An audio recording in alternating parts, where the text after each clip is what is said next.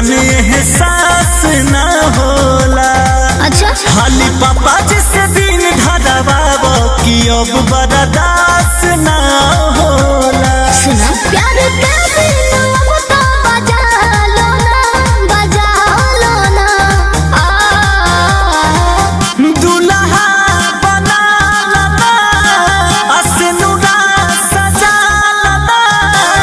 दुल्हा बना लना असनुरा सजा लना।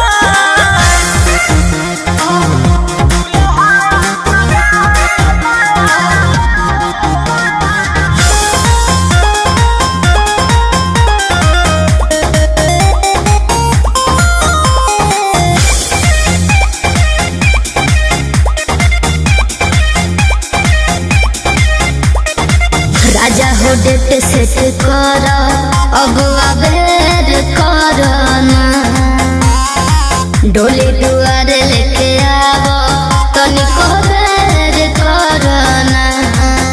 हम दिलवा के तोहर धड़कन तू हमरो जान हो गईलू। सच रानी जहिया से राजा अंकुश पा तू कुर्बान